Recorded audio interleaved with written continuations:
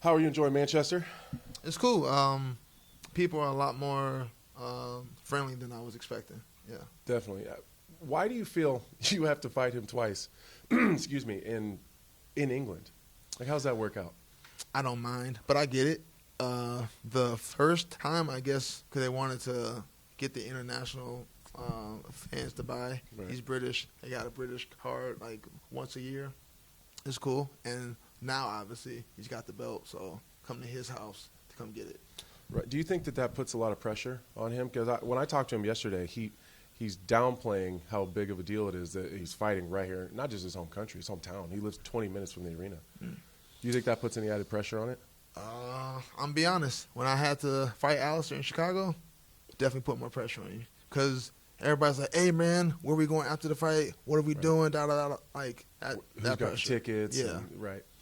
I've been telling everybody that asks about this fight and what my opinion is, that I think you guys are probably the two most dangerous guys in the division. Do you look at it the same way? Oh, yeah. I agree. I think majority of the other heavyweights that people like, they all have a hole. They all have, like, an obvious hole, like Derek Lewis or Ty or a lot of the heavy power punchers, they don't have no grappling. And then you get the grapplers like Almeida or Spivak, they don't really have any hands. Right. So I think I'm the best amalgamation of all the skills, and I know Aspinall's probably one of the faster heavyweights in the division. Right.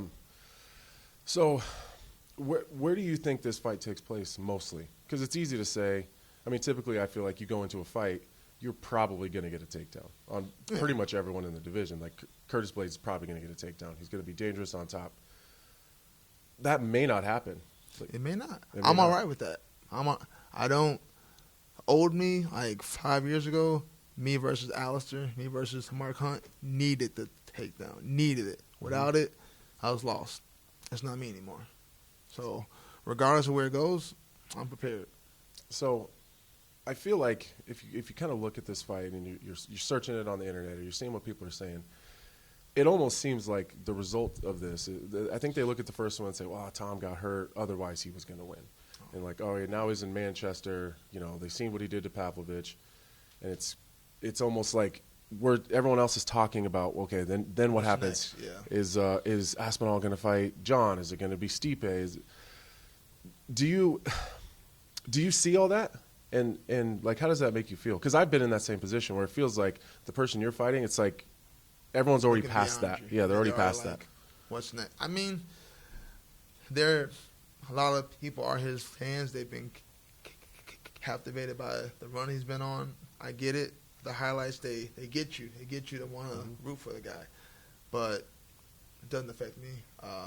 What other people are saying, what he should be doing after me, doesn't affect me. I'm locked in.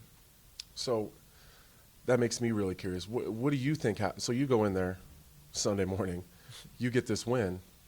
That opens up a huge world for you. So, like I've seen an interview where like listening to you talk about Jon Jones is fascinating to me. Like it's an intriguing fight. Like that looks differently than almost every single Jon Jones fight we've ever seen, including myself. But which one of those guys would you rather fight? Jon versus Jon or Stipe? Well, Jon, because the legacy. Like, you beat Jon Jones, regardless of how old he is. That's a big deal. Regardless of his heavyweight, yeah. It's a big deal. It would be Jon. Do you think either one of those guys fight again after? No, I don't. I mean, they'll have to prove me wrong, but I envision them having their fight, and they walk off into the sunset, both of them. So in your mind, this is for the undisputed. Oh, yeah. Those guys go get their stuff figured out, and then you win, your championship belt becomes the undisputed title.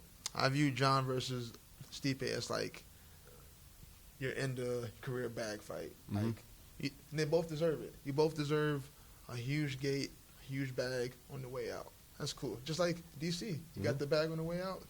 I hope I get that on the way out. Right. So that's how I see it. So it doesn't bother you at all that we've had this.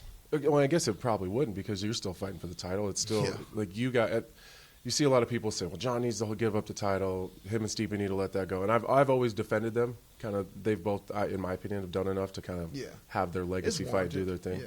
Right. So it doesn't bother you at all. No, like I said, I get it from the business aspect, the marketing it's easy marketing. Jon Right. Jones versus Stipe. Yeah, it's easy to sell that. It's easy. So, All right, man. So I just got a couple more.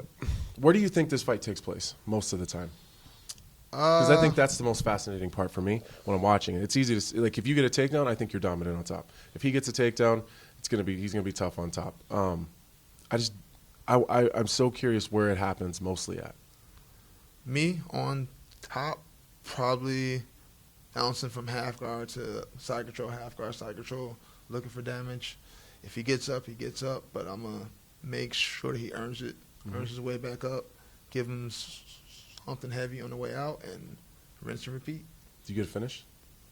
Yeah, most likely. It's going to be a finish. Awesome. All right, man. Well, thanks for coming and hanging out. No problem, bro. Best of luck, Always man. a pleasure.